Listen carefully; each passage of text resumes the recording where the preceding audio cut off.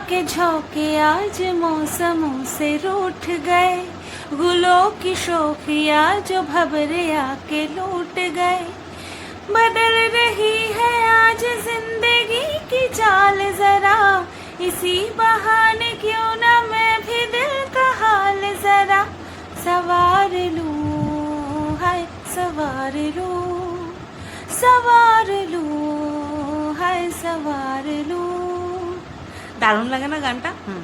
মোনালি ঠাকুরের গলাটা বেশ একদম বাচ্চা বাচ্চা ভয়েস, আমার তো খুব ভালো লাগে। বাই দ্য ওয়ে, মোনালি ঠাকুরের লক্ষ্মী মুভিটা তোমরা দেখেছিলে? বাবা, গায়ে কাটা দেওয়া মুভি, আমি দেখেছিলাম। হ্যালো বন্ধুরা, কেমন আছো সবাই? আশা করছি তোমরা সবাই ভালো আছো। আর আমি প্রচণ্ড টায়ার্ড, একটুও টাইম পাচ্ছি না যে একটুখানি ভিডিও করবো, একটা ভিডিও করবো, সেই টাইম পাচ্ছি না আমি। তো যাই হোক, চলো এক্সকিউজের দাঁড়াও। তো একটা ইম্পর্টেন্ট মেসেজ এসেছিল, সেটার উত্তর দিয়ে নিলাম আগে, তারপরে আবার ভিডিও করতে চলে আসলাম। তো যেটা বলছিলাম যে একদমই টাইম পাচ্ছি না। তো বিশাল গুরুত্বপূর্ণ টপিক নিয়ে চলে এসেছি ভিডিও করতে, অবশ্যই করে মহাসতীকে নিয়ে বলতে চলে এসেছি, দারুণ এক্সক্লুসিভ খবর দিতে তোমাদেরকে চলে এসেছি, ঠিক আছে? আর সাথে অনুমানের বছার বা অনুমানের বারিশ তো হবেই হবে, খুব স্বাভাবিক। হঠাৎ করে যদি আমরা কোনো কিছু এইরকম হতে দেখি, তখন সেখানটাতে তো আমাদের অনুমান খাটাতে হয়, তাই না? তো প্রথমে বলবো যে গাড়ি কিনেছে, গাড়ির কালার সম্পর্কে আমি বলতে পারবো, বাদ বাকি গাড়ি সম্পর্কে আমার কোনো নলেজ নেই, সেই কারণের জন্য গাড়ি ভালো খারাপ ওই সমস্ত আমি কিছু বলতে পারবো না। গাড়ির কালারটা ভালো হয়েছে, ঠিক আছে? আর হ্যাঁ, অবশ্যই একটা বড় অ্যাচিভমেন্ট, তার জন্য কংগ্রাচুলেশন তো বানতা হয়। তো তার জন্য বিগ কংগ্রাচুলেশন। এই যে গাড়ি নিয়েছে বিজনেসের সুবিধার্থে, যে কোনো জিনিস একটা যতক্ষণ না পর্যন্ত আমরা না কিনি না, ততক্ষণ পর্যন্ত তার কি বেনিফিট, হ্যাঁ, বা তার কি অসুবিধা, সেটা কিন্তু আমরা বুঝতে পারি না। এবার বুঝতে পারবে যে আদৌতে বেনিফিট হলো, মানে সুবিধা হলো না অসুবিধা হলো, সেটা ওরাই বুঝতে পারবে। তো যাই হোক, এইবার 2 চাকা নাই ঘরে, মানে সাইকেল ব্যতীত 2 চাকা নাই ঘরে, আমি 4 চাকার বিচার করতে বসুম না, অত অওকাতই নাই আমার, অওকাতের বাইরে। তার জন্য আমার শুধু গাড়ির কালারটা ভালো লাগছে, সেইটুকুই আমি তোমাদের বলতে পারলাম। তো যাই হোক, আর 4 সিটারের গাড়ি, গলি খুবই সংকীর্ণ, ওই জায়গায় একটা টোটো ঢুকলে পরে পাশ থেকে আর কিছু যাওয়ার জায়গা থাকে না, হ্যাঁ। তো সেইখানটাতে গাড়ি ওই যে বললো গ্যারেজে রাখতে হবে। যাই হোক, গাড়ি পর্ব এখানেই শেষ করলাম আমি, কারণ আমার ওই বিষয়টা নিয়ে কিছু বলার নেই, ওটা পুরো ইমোশনাল জায়গা, ওইটা নিয়ে আমার কারোরই কোনো কিছু বলার থাকতে পারে না, তাই না? আচ্ছা, যেটা নিয়ে বলবো সেটা হচ্ছে তার আগের দিনের ব্লগ, যেখানে কিনা কারোর মৃত্যুকে বিক্রি করা হয়েছে। হ্যাঁ, কন্টেন্ট যখন আমরা করি তখন সেটাকে বিক্রি করছি, ঠিক আছে? পয়সা উপার্জন করা হচ্ছে, তার মানে সেটা বিক্রি করা হচ্ছে। আমি অনেক কিছু বিক্রি করি, কিছুটা ডিটেলসে বিক্রি করি, কিছুটা হচ্ছে একদম মানে অল্প কিছু সামান্যটুখানি ছোঁয়া দিয়ে বিক্রি করি। অবশ্যই আমরা এখানে বিক্রি করি, এই বিক্রি করেছে এই কথাটা কিন্তু কোনো জায়গা থেকে খারাপ না। এইবার বিষয়টা হচ্ছে কতটা মনুষ্যত্ব রেখে তারপরে আমরা একটা বিষয় তুলে ধরবো, সেটা হচ্ছে আমাদের ব্যক্তিগত রুচি। আচ্ছা, গত পরশু দিনের যে ভিডিওটা দেখেছি, সেখানটায় থাম্বনেলে একটা অরেঞ্জ কালারের একটা শাড়ি পরেছে, অভাবনীয় সুন্দর লাগছিল মহাসতীকে। তারপরে মেন ভিডিওতে যখন ঢুকলাম, আর থাম্বনেলে লেখা ছিল হচ্ছে দুঃসংবাদ। সবাই আমরা কি ভেবেছি যে যেই কাকিমাকে দেখা গেছে সেই কাকিমা মনে হয় গত হয়েছেন, তো ওনার আয়ু আশা করি আরও বেড়ে গেছে। তো এবার যে মারা গেছে তার ছেলে, আর এই যাকে আমরা মানে অনেকে ভেবেছে তার ছেলে, অনেকে আমরা ভেবেছি কি এরা হয়তো একই মায়ের পেটের ছেলে, কিন্তু তাই না, ওরা হচ্ছে বন্ধু, কিন্তু এতটাই ওদের মধ্যে ভালো বন্ডিং, দেখলে মনে হয় যেন ওরা একই মায়ের পেটের ছেলে, ঠিক আছে? এবার সবাই এই কারণের জন্যই তাদের একটুখানি বুঝতে অসুবিধা হয়েছিল যে আদতে কে মারা গেছে। তো যাই হোক, এইবার সকালবেলা থেকে এটা শুনলাম আমরা যে একজন মারা গেছে, তো তার মায়ের ওই কাজের জন্য হচ্ছে মহাসতীর হাজবেন্ড গেছে, কেননা এমনি তো যেতেই হতো, খুব ক্লোজ ফ্রেন্ড। তার পাশাপাশি ওই যার মা মারা গেছে তার বাবা থাকে বাইরে, তো সেই কারণের জন্য কাউকে তো একটা সাপোর্টিং সিস্টেম হিসেবে থাকতে হবে, তো সেই কারণের জন্যই বেশ কিছু মানুষের সাথে মহাসতীর হাজবেন্ডও গেছে, ঠিক আছে? আচ্ছা, এইবার মহাসতীর সময় কিছুতে কাটছে না, কাজবাজ করেছে তারপরেও সময় কিছুতে কাটছে না, তো তার জন্য মহাসতী কি করেছে, একটা সুতির সুন্দর শাড়ি পরে তারপরে রিলস বানিয়েছে। আমাদের না পাড়াতুতো যদি কেউ গত হয়, সেই শোকটা আমাদের মধ্যে ধরো নেই, আমাদের কিছু যাচ্ছে আসছে না, হ্যাঁ, কিন্তু তারপরেও আমাদের যে মানবিকতা বলে একটা জিনিস থাকে না, সেটা আমাদেরকে কোনো কিছু করতে না একটা বাধা দেয়। এই যেমন বাড়িতে ধরো কোনো অনুষ্ঠান হচ্ছে, যে অনুষ্ঠানটাকে কোনোভাবেই পোস্টপন করা যাবে না, সেই অনুষ্ঠানে অতিরিক্ত হই হুল্লোড় করা, গান বাজনা বাজানো, এটা কিন্তু আমরা করতে পারবো না। আমাদের কিছু যাচ্ছে আসছে না, সে আমাদের জীবনে এতটা ইম্পর্টেন্ট ছিল না, তারপরেও আমরা ওটা করতে পারবো না। কেন? কারণ যেই বাড়িতে কত হয়েছে তাদের তো অবশ্যই কষ্ট, তো সেই জিনিসটাকে মাথায় রেখে আমরা আমাদের আনন্দটাকে শিথিল করে দিই, তাই তো?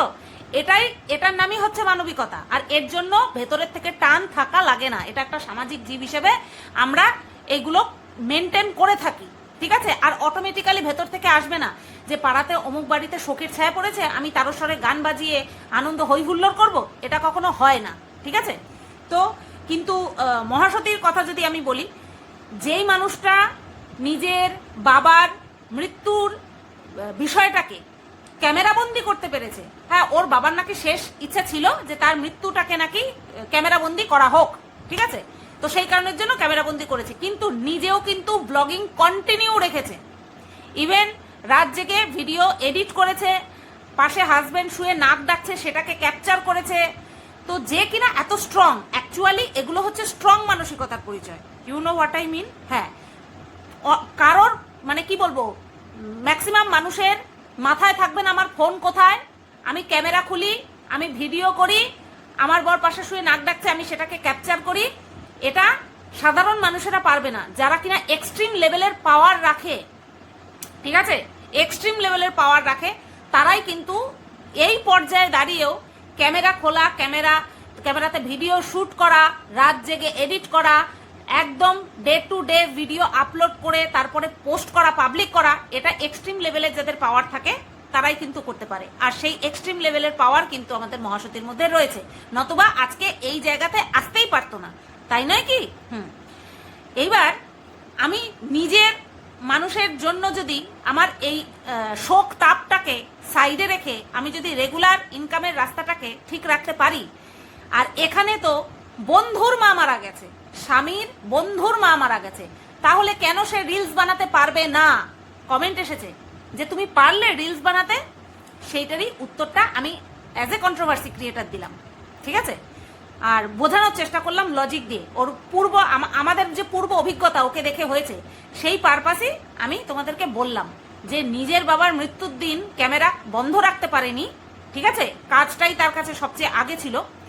তো সে বন্ধুর মা মারা গেছে, স্বামীর বন্ধুর মা মারা গেছে, সে রিলস বানাবে না? আরে সময় কাটছিল না, তার জন্য সুন্দর করে সাজুগুজু করে তারপরে রিলস বানিয়েছে। আর বিক্রি করেছে কি? রিলস বানানোটা বিক্রি করেছে না, বন্ধুর মা মারা গেছে সেই জিনিসটা বিক্রি করেছে। আর 50 বার শুধু বলছে যে সময় কাটছে না, ওর বরকে খুব মিস করছে। এরকম বাইরে ওর বর কিন্তু এই প্রথমবার যে গেছে তা কিন্তু না, এর আগের দিন যখন গেল ডাক্তার দেখাতে তখনও সারাদিনের কেস, সেই দিনও সারাদিনের কেস। তারপর যেদিন ট্রান্সপোর্টে মাল আনলো তার আগে তো গিয়ে পছন্দ করে এসছে, সেই দিন সারাদিনের কেস। সেই দিন কিন্তু এতটা ব্যাকুল হতে দেখা যায়নি, আর এতটা বারবার বলতেও শোনা যায়নি যে ওর সময় কাটছে না, ঠিক আছে? কেন বলো তো এটা হয়েছে? এটা কেন হয়েছে? কারণ এই যে দুটো কারণের কথা বললাম, যে একটা কারণ দেখালাম যে ওর বর হচ্ছে ওর নিজের ডাক্তার দেখানোর জন্য গেছিল, আর সেকেন্ড কারণটা কি? ব্যবসার কাজের জন্য গেছিল। এই দুটো কারণই হচ্ছে ওদের নিজেদের কারণ, বুঝতে পেরেছো? ওদের নিজেদের কারণের জন্যই কিন্তু দুদিন বেরিয়েছিল ওর বর, সেই কারণের জন্য এতটা ব্যাকুল হতে ওকে দেখা যায়নি। আর এই দিন যে গেছে, পরশু দিনের কথা যে বলছি, তার আগের দিন তো ঘটনা, আর পরের দিন আমাদের কাছে ব্লগ হিসেবে এসেছে। তো সেই দিন গেছিল অন্যের কাজের জন্য, এর জন্যই এতটা ব্যাকুল হয়ে পড়েছে, বুঝতে পেরেছো? তো যদি এরকমটা করতে পারতো, ওখানটায় গিয়ে ক্যামেরাবন্দি করতে পারতো, তাহলে হয়তো এতটা কষ্ট হতো না। যেরকমটা কিনা ওই যে একজন বয়স্ক ব্যক্তি যে ভেরি রিসেন্ট মারা গেল, তার মৃত্যুটাকে যেইভাবে আমাদের সামনে তুলে ধরা হয়েছে, তার মৃতদেহটা যেভাবে, নিথর মৃতদেহটা যেভাবে তুলে ধরা হয়েছে, এইরকম এক্সট্রিম লেভেলের ক্ষমতা যদি এখানেও প্রদর্শন করতে পারতো তাহলে কিন্তু অবশ্যই চলে যেত। বুঝতে পেরেছে যে এর তো পরিবার আছে, যে মারা গেছে তার তো ছেলে আছে, সে তো শোকে বিহব্বল, কান্নাকাটি করছে, সামলাতে পারছে না।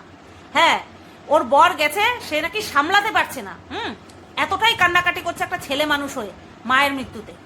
না, ছেলে মানুষ মহিলা মানুষ এখানটায় কোনো বিষয় না, তবে আমরা কি দেখি, ছেলে মানুষেরা কাঁদতে একটু ইতস্তত বোধ করে, কষ্ট কিন্তু তাদের বেশি হয়, সেম হয়, বেশি বলবো না, সেম হয়। বাট তারা কিন্তু, আমরা মহিলারা যেমন কথায় কথায় ইমোশনসটা প্রকাশ করে ফেলি, কিন্তু ছেলেরা কিন্তু অতটা পারে না। তো সেখানটায় আমরা মহাসতীর মুখে কি শুনলাম, যে যার মা মারা গেছে সে এতটাই শোকে বিহব্বল, তাকে সামলাতে পারছে না। এটাই তো বলেছি, এই তুলনামূলক আলোচনাটাই তো কিছুক্ষণ আগে করলাম।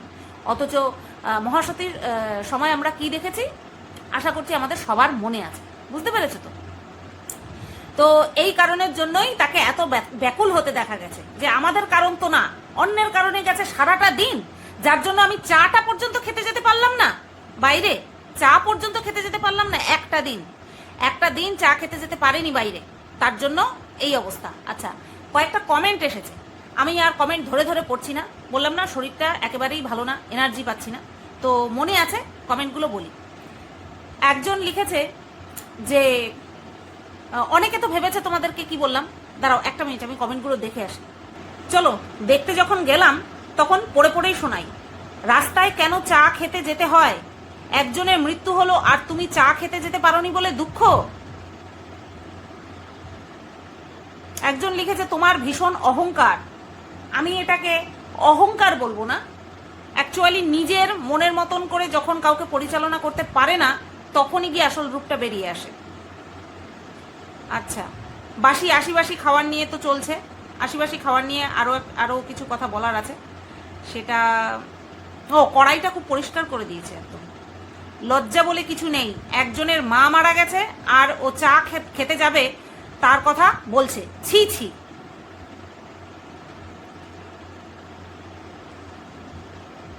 এর জন্যই না, দাঁড়াও তো খুঁজে বের করতে সময় লাগে।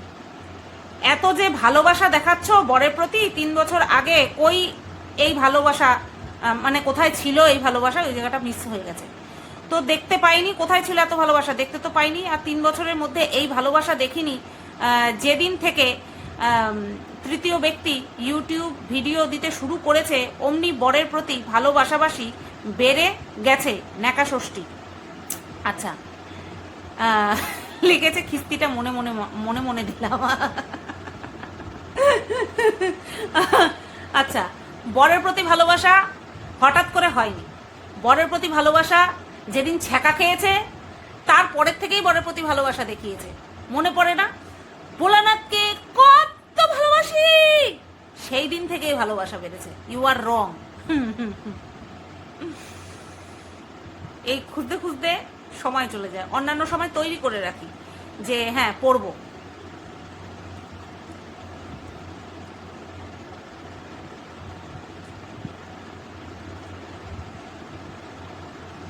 লিখেছে যার মা মারা গেছে তাকে উদ্দেশ্য করে লিখেছে, ওকে তোমার কাছে এনে রাখো, ওর সব ডিপ্রেশন কেটে যাবে। দেখো, আর আরেকজন এর উত্তর দিয়েছে, এদের নিয়ে যা আজকাল দেখছি তা হতে পারে। রিপ্লাই করেছে, তোমার কাছে অনেক টিপস আছে মনে হয়, কিছু দিও না। দেখো, সবাইকে সবার সাথে গুলিয়ে ফেললে চলবে না, ঠিক আছে? মানে যার জন্য এত কিছু, গত 3 বছর আগেকার কথা বলছি, তার জায়গা কি সহসা অন্য কাউকে দেওয়া যাবে? দেওয়া যাবে না। সমাজদার কে লিয়ে ইশারা হি কাফি है। তৃতীয় ব্যক্তিকে দেখতে পাওনি নাকি ওই জন্য চা খাওয়া মিস করছো? অভাব আর স্বভাব মরলেও ওই ছেলেটাকে ভুলবে না। বলি, বর যেমন তুমি তাকে টাকাতে থাকে। আচ্ছা, বুঝতে পারছি না গো, এমন কমেন্ট করেছে আমি পড়তেই পারছি না।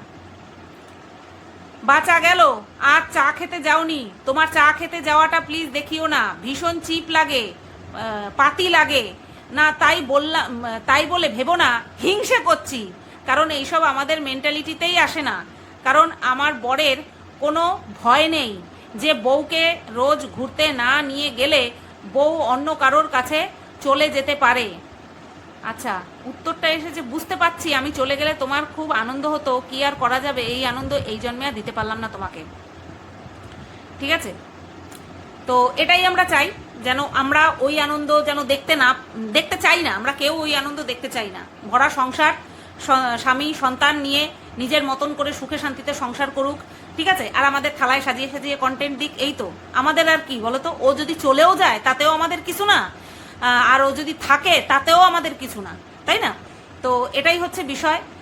আর গত পরশু দিনের ভিডিও নিয়ে এর থেকে বেশি বলার কিছু নেই। লাস্টে দেখলাম ইনসুলিন নিয়ে প্রচণ্ড পরিমাণে বলা বলি হচ্ছে, আর মহাসতীর হাজবেন্ডকে দেখলাম চেহারাটা মনে হলো যেন আগের তুলনায় একটু ভালো হয়েছে। কি বলতো, রোগটাকে যদি রোগ হয়েছে করতে থাকি না, তখন ওই রোগটা আরো বেশি করে চেপে ধরে। যত বেশি খোলা মনে রোগকে অ্যাকসেপ্ট করা যায়, কারণ শরীর আছে, রোগ থাকবেই, অত বেশি ভাবলে হবে না। আর মারণ রোগ তো হয়নি, মারণ রোগ তো না, ওই রোগ ঘরে ঘরে আছে। তো সেইটাকে যতটা ন্যাচারালি নিতে শিখবে ততটাই বেশি ও শরীরটাও ঠিক থাকবে। বয়স এমন কিছু না যে একেবারে রোগে ভুগে শেষ হয়ে যাবে। হ্যাঁ, আর একটা জিনিস যেটা আমার বেশি চোখে পড়ছে সেটা হচ্ছে ননদের সঙ্গে খুব বেশি ভাব হয়েছে, মারাত্মক লেভেলের ভাব হয়েছে।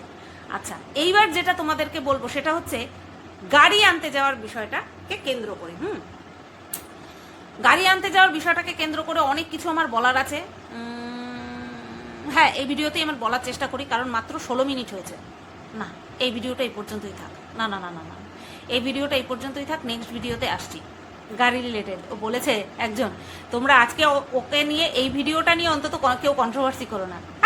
হবে তো কন্ট্রোভার্সি, অবশ্যই লজিক দিয়ে। চলো, এই ভিডিওটা এই পর্যন্তই রাখলাম। সবাই তোমরা ভালো থেকো, সুস্থ থেকো, টাটা। ভিডিওটা শেষ হয়ে যাওয়ার পরেও তোমরা দেখছো যে ভিডিও লেন্থ তো এখনো অনেকটাই বাকি, তাই তো? হ্যাঁ, আমার বেশ কিছু ইম্পর্টেন্ট, একটা টপিকের ওপরেই আমার বেশ কিছু ইম্পর্টেন্ট কথা তোমাদেরকে বলার আছে। অবশ্যই মহাসতীর সেই দিনের ভিডিওকে কেন্দ্র করে, যেটা কিনা গাড়ি কেনার আগের দিনের ভিডিও, অর্থাৎ মৃত্যু সংবাদ সম্পর্কিত যে ভিডিওটা, সেই ভিডিওর একটা মোস্ট ইম্পর্টেন্ট এবং সেন্সিটিভ বিষয় নিয়ে আমার বক্তব্য রাখতে আমি ভুলে গেছি, এবং এটা ভুললে চলবে না যে আমি নেক্সট ভিডিওতে এটা অ্যাড করে দেবো, একদম চলবে না। তো বিষয়টা হচ্ছে ওদের পোষ্যটাকে নিয়ে। ওদের পোষ্যটা যেখানে থাকে সিঁড়ির নিচে সবসময় কয়েদখানার মধ্যে কয়েদির মতন রাখা হয় বাচ্চাটাকে, তো সেই জায়গাতে মাইক্রো ওভেন রাখা। এইবার এই মাইক্রো ওভেনটা ইউজ করতে মহাসতীর ঘৃণা লাগে, বলছে আমার ঘেন্না লাগে। এবং এই ঘেন্না লাগার কারণটা কি? কারণ ওই ঘরটা রেগুলারলি পরিষ্কার করা হয় না, নিজের মুখেই কিন্তু মহাসতী এটা স্বীকার করলো। রেগুলার পরিষ্কার করা হয় না, এবং ওই লোম মাইক্রো ওভেনের মধ্যে লেগে থাকে, ঠিক আছে, ঢুকে থাকে, ঝাড়া মারে, আর যারা না মারলে ওরা তো লোমস, তো অটোমেটিক্যালি উড়ে উড়ে ওই মাইক্রো ওভেনের মধ্যে যায়। আর এখন তো নিজের মুখেই স্বীকার করলো যে চার পেয়ে পোষ্যটাকে যেখানে রাখা হয় সেই জায়গা রেগুলার যেহেতু পরিষ্কার করা হয় না, তার জন্য সেখানে রাখা মাইক্রো ওভেন ব্যবহার করতে ওর ঘৃণা লাগে, ঠিক আছে। যখন ওই স্পেসটা করেছিল, সিঁড়ির নিচে ওই স্পেসটা করেছিল, তখন কিন্তু ওরা ভালো মতনই প্ল্যান করে স্পেস করেছিল যে ওখানেই চার পেয়ে পোষ্যটাকে রাখবে, ঠিক আছে। তাহলে সেখানে কেন মাইক্রো ওভেন রাখলো? 1 নম্বর কথা। আর 2 নম্বর কথা, এটা 1 নম্বর কথা না, এটা 2 নম্বর কথা। 1 নম্বর কথা হচ্ছে, আমরা শুধুমাত্র শখের কারণে একটা জলজ্যান্ত প্রাণীকে এনে খাঁচার মধ্যে বন্দি করে রাখবো, সে শীত গ্রীষ্ম বর্ষা 12টা মাস একটা খাঁচার মধ্যে বন্দি করে রাখবো, আর নিজেরা নিজেদের প্রয়োজন মাফিক চলাফেরা করব। অর্থাৎ শীতকালে আমরা লেপের তলায় থাকবো, গরম পোশাক পরবো, আর গরমকালে আমরা এসির মধ্যে থাকবো। ভার্মে যায় চার পেয়ে পোষ্য, তাই না? তার প্রতি তো কোনো মায়া দয়া নেই, এদের কোনো রকম কোনো মায়া দয়া নেই। না গ্রুমিং করে, না ওই লোমের মধ্যে কখনো চিরুনি পড়ে, না কখনো স্নান করানো হয়। আগে যাও বা স্নান করাতে দেখতাম, এখন তো টোটালি বন্ধ, ওই বাচ্চাটার কোনো রকম কোনো যত্ন নেওয়া হয় না, শুধুমাত্র 2 বেলা খেতে দেওয়া হয়, ঠিক আছে। ওই যখন খাচ্ছে, ইভেন আমরা কি দেখেছি, ওই পোষ্যটার খাওয়া বাসন, নিজেদের বাসন মাজার যে স্কচ ব্রাইট যে সাবান, সেইটাই ব্যবহার করছে। তাহলে পাত্র আলাদা রাখার কারণ কি? মানে নেই কোনো, তাই না? বাচ্চাটার একটুও টেক কেয়ার করা হয় না, এবং যেখানটায় থাকে সেই জায়গাটা রেগুলার পরিষ্কার করা হয় না। তোমরা ভাবো যে ওই বাচ্চাটা ডেলি 2 বেলা খাবার খাচ্ছে, ওই বাচ্চাটা পটি করে, ওই বাচ্চাটা ইউরিন পাস করে, ওই ইউরিন পাস করার জন্য ওর হচ্ছে হাগিস তখনই পরানো হয় যখন কিনা ওকে ওই খাঁচাটার থেকে বের করা হয়, অথবা আমি মেনে নিলাম যে খাঁচাটার মধ্যে রয়েছে হাগিস পরানো রয়েছে, ঠিক আছে, সবসময় হাগিস পরিয়ে রাখাও ভালো না, তাই তো? তো তার মধ্যে পটি তো করে, পটি করার জন্য তো ওকে বাথরুমে নিয়ে যাওয়া হয় না, তো ওখানেই পটি করে। তার মানে তোমরা এটা বুঝতে পারছো যে রেগুলার ওই জায়গা পরিষ্কার করা হয় না, ওই অর্থাৎ ওইভাবে হাগে, ওইভাবেই বাচ্চাটা হাগার মধ্যেই বাচ্চাটা থাকে। যখন আমরা 3 বছর আগে একটা ঘটনা ঘটেছিল ওদের লাইফে, তখন যখন দীর্ঘ 22 বা 1 মাস পরে যখন মহাসতী প্রথমে পাতানো বোনের বাড়ি থেকে নিজের বাপের কাছে শিফট হলো, তারপরে আসলো এই বাড়িতে, তখন আমরা কি দেখেছিলাম? খাটের তলার থেকে এক গাদা শুকনো পটি বের করছে, কার? ওই 4 পেয়ে পোষ্যটার। তার মানে বুঝতে পারছো ওই পোষ্যটাকে কিরকম ভাবে টেক কেয়ার করা হয়? নিজেরা পার্লারে যায়, নিজেরা সেলনে যায়, তাই না, ঘন্টার পর ঘন্টা কাটিয়ে আসে, হাজার হাজার টাকা খরচ করে, ওই বাচ্চাটাকে একটু স্নান পর্যন্ত করায় না, সাদা বাচ্চাটা পুরো কালো হয়ে গেছে। ঘৃণা করবে না? বাচ্চাটাকে টেক কেয়ার করে, যত্ন করে, বাচ্চাটা আদর পায় না, আদরও পায় না বাচ্চাটা, ঠিক আছে? আর আমি যদি কোথাও নিয়েও যাই, আমরা যখন সপরিবারে যাই তখন তো নিয়ে যাই, তোমরা দেখতেই পাও, আমি সেইখানেও পর্যন্ত চেন ব্যবহার করি না, ওকে বেঁধে রাখার প্রশ্নই আসে না। এটা তোমরা আশা করছি আমার ব্লগ ভিডিও দেখে তোমরা জানতেই পেরেছো যে শুধুবা যেখানে নিয়ে যায় ওকে কিন্তু চেন পর্যন্ত ব্যবহার করে না। আর যেখানটায় যায় সেখান থেকে শেরু আমাদের গুড ক্যারেক্টার সার্টিফিকেট নিয়ে আসে যে এত শান্ত বাচ্চা দেখা যায় না, না আছে কোনো চেন, না কোথাও নামছে, না অযাচিত কারণে ঘেউ ঘেউ করছে, কারণ ওরা তো কথা বলে, ওরা যে ঘেউ ঘেউ করে ওরা তো কথা বলে, তাই তো? না অযাচিত কারণে করছে, না অযাচিত কারণে কারোর উপরে ঝাঁপিয়ে পড়ছে, কোনো কিচ্ছু না। এটা হচ্ছে ট্রিটমেন্ট। যেমন ভালোবাসা দিচ্ছি ঠিক তেমনি ওর বহিঃপ্রকাশটাও সেরকম হচ্ছে। আমার বর শুনেছিল কার কাছ থেকে যে এই যে ইন্ডিয়ান স্পিডস এরা নাকি যত বয়স বাড়ে তত বেশি হিংস্র হয়ে যায়। আমি বলেছিলাম তোমাকে আমি রং প্রুফ করে দেখিয়ে দেবো, প্রথম যখন নিয়ে এসেছিলাম তখন বর একটুখানি রাগও করেছিল, কষ্টও পেয়েছিল, কারণ আমাদের বাড়িতে যত এরকম পশু পুষেছিল কেউ বাঁচেনি। আমি বলেছিলাম আমার জিম্মা, আমার তত্ত্বাবধানে থাকবে, আয়ু সবার নির্দিষ্ট ফিক্স করা থাকে, সে মানুষ হোক সে পশু হোক সবার একটা নির্দিষ্ট আয়ু ফিক্স করা থাকে, কিন্তু মন প্রাণ দিয়ে ভালোবাসবো। নিয়ে এসেছি দায়িত্ব করে, দায়িত্ব পালন করব, শুধু দায়িত্বর জন্য না, ভালোবাসা দিয়ে, মমত্ববোধ দিয়ে পালন করব। আর সেই বন্ডিং এতটাই স্ট্রং হয়েছে, হিংস্র হওয়া তো বহুত দূরের কথা, যেখানে যায় ওপেন খোলা থাকে, সবাই কোলে কোলে নিয়ে নিয়ে ঘোরে, ঠিক আছে? এই পার্টটুকুই আমার অ্যাড করা ছিল, এই পার্টটুকু অ্যাড করলাম। চলো সবাই ভালো থেকো, সুস্থ থেকো, টাটা।